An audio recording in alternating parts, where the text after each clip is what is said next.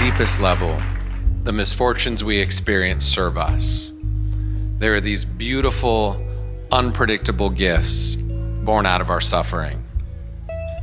Not to minimize how painful things can feel sometimes, but at some point, after the shock of suffering, if we can grieve, if we can be tender with ourselves, we might find that we have a choice.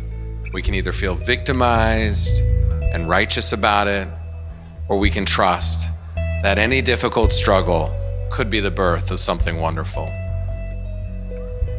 Anything devastating, heartbreaking, or painful can lead to love, joy, and appreciation for life. So tonight, we're going to take you on a journey into the heart. Through misfortune to fortune, through grief to gratitude, and through our wounds and burdens into love. So I was a therapist in private practice for a couple decades, and during that time had built goodtherapy.org from the ground up, when in 2017, my mom was diagnosed with terminal lung cancer, and that completely changed the course of my life. It was a huge midlife crisis.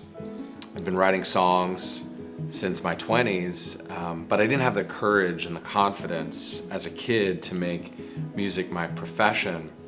So the misfortune of my mom's illness eventually led to this unexpected gift, this silver lining that forced me to take a trust fall with my life and to start Waking Bear with Ivy.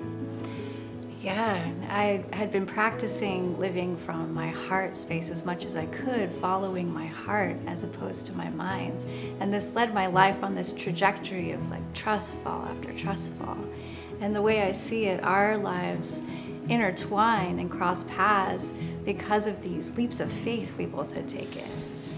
And so two musicians and storytellers suddenly met and combined forces, and we started Waking Bear.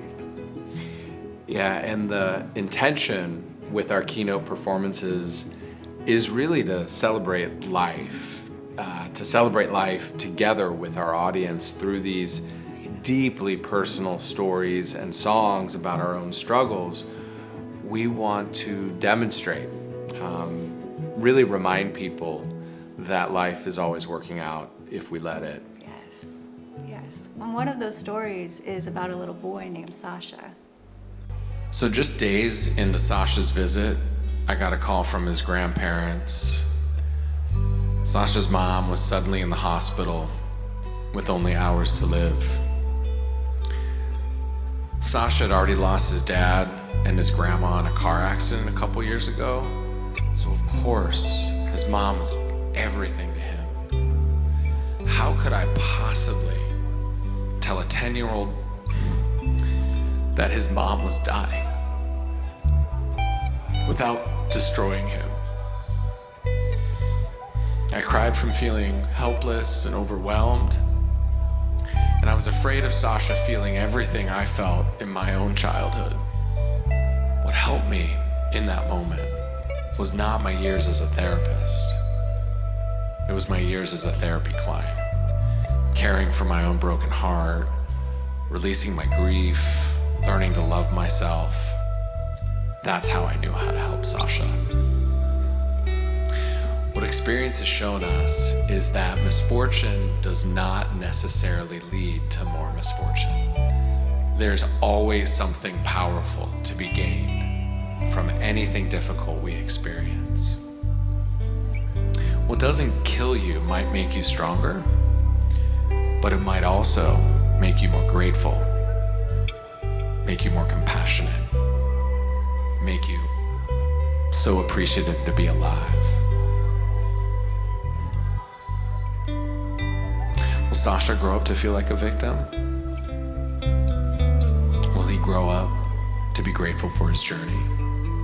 It'll certainly help if the adults in his life can model self-compassion and are tender with him, allow him to have good cries, allow him to grieve, and if they can maintain that absolute trust, the absolute belief that things are always working out.